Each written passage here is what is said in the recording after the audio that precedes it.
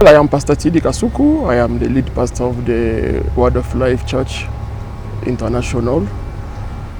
Indeed, the responsibility over our creation comes all the way from the Garden of Eden, where God says to Adam and Eve that they should keep and they should feed. It means that they have to nurture the nature. Our life is very much tied to our environment. That is why even in creation, God created the environment before He creates man. We can't live without our environment. Killing our environment is killing ourselves.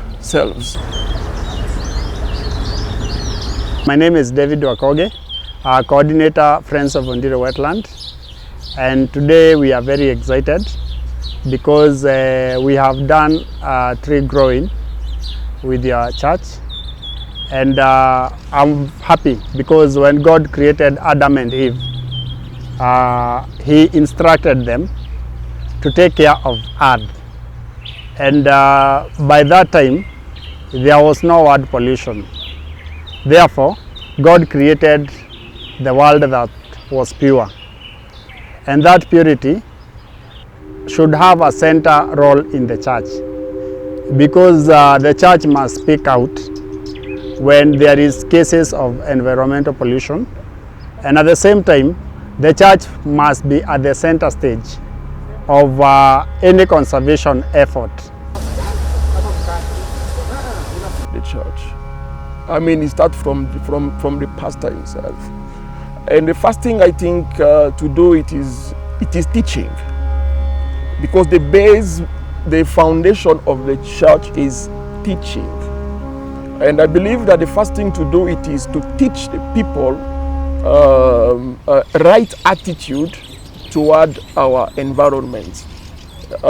Because even when you read in the Bible, you will see that Jesus is teaching about waste. You see, we need to know to avoid waste. After multiplying the bread and the fish, He just told the people, well, take the remaining and put them in the basket, because God hates waste. The second thing I can say, it is training, because beyond teaching there is training. What I mean by training is our eyes should be open on this area of our ecosystem. So training means that to come to a place where we comply with the proper concept related to the environment, and to build what I can call some expertise which will help the community where we are to handle the problems related to our environment. Because teaching is one thing, training is also something else. So I believe the church can, for example, train. Yeah, we are planning, and we can have to reach that place where we can train the people to the problems and provide the solutions to the what is happening in our environment. So teaching and training, I believe those are the two things that human beings, that the church can promote in order for us to tackle all the issues that are related to our environment.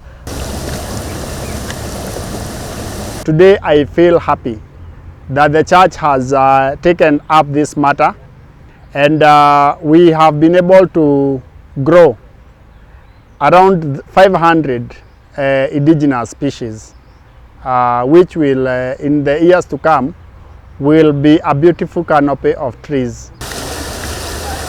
I can add one more word which I can call the word excellence, because I believe that excellence is all that we need for us to keep our environment safe for us and also sound for ourselves.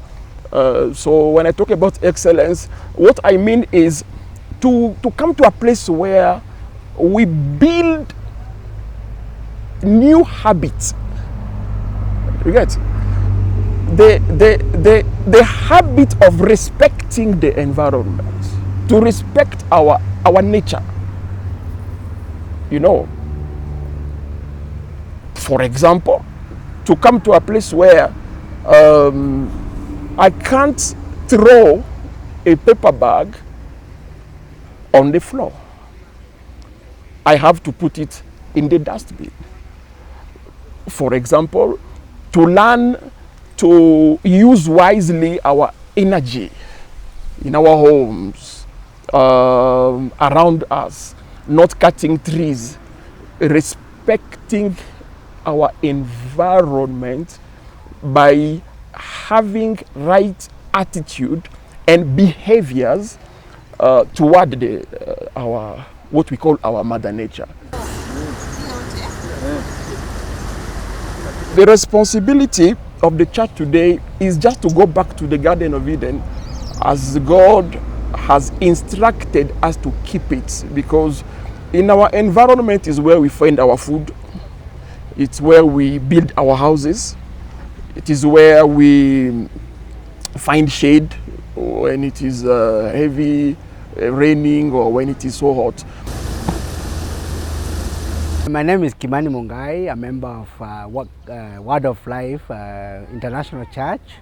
I'm really glad that we have had the opportunity this morning to be able to plant the trees and to interact with the nature and really go back to what we should be doing as stewards, as godly stewards, in terms of taking care of our environment. I mean, it's really encouraging, and to see how clean and nice Nairobi stream is at the beginning, and when we look at what happens downstream, it's really discouraging. It's dirty, it's polluted, and that's very wrong, because we have failed as citizens, and we have failed even as Christians, because we are supposed to lead the way in guiding in terms of stewardship over the environment. So as a member of a church, I'm very happy to see that our church is taking a forefront in conserving the environment.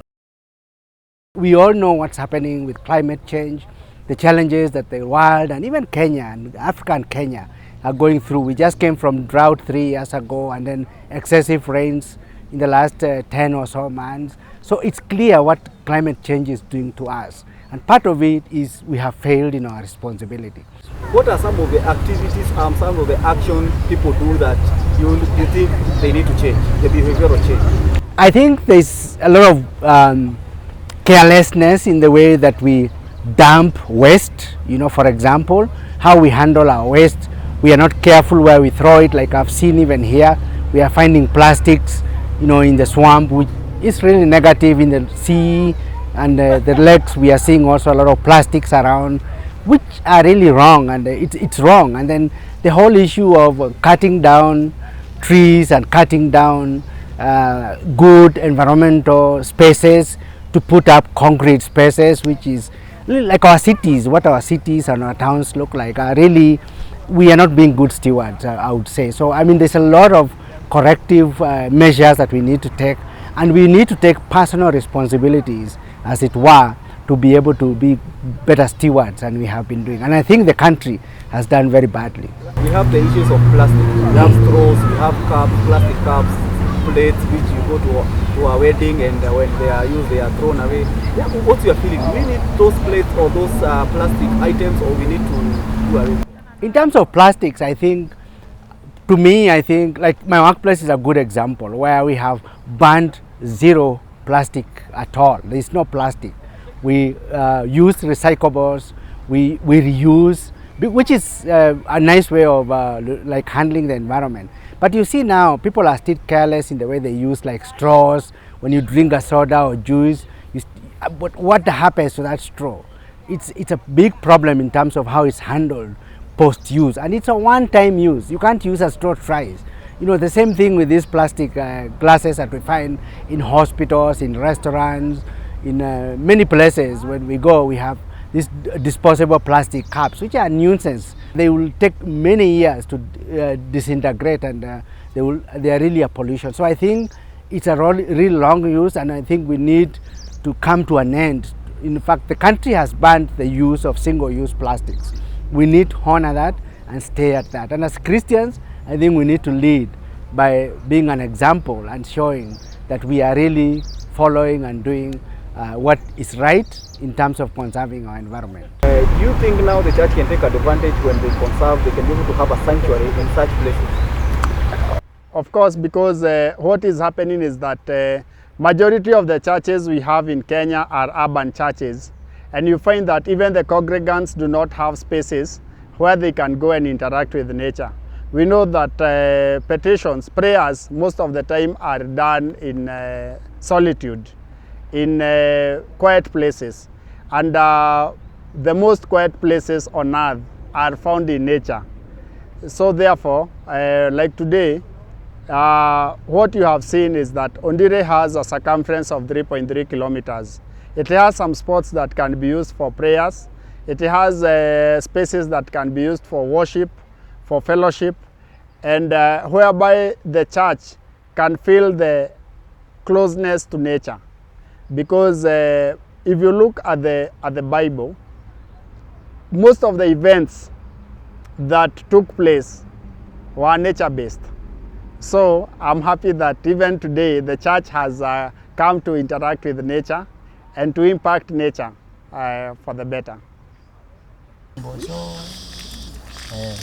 I believe to enforce that partnership. Because in my mind, I don't think it is just enough for us to come, see the place and then go. No, I think we can enforce that partnership so that from a church perspective, we will have more activities, okay? We have more activities to implement what I said earlier, our teaching and our training, because those are experts who work in that area. And I believe having seminars, having more broadcasts, we can, why not have some environment Sunday services. I believe it can also be part of what we can do just to keep that partnership, which I believe will also help us more, because I can say for real, I have enjoyed this experience, and I say thank you very much to you who have organized that activity.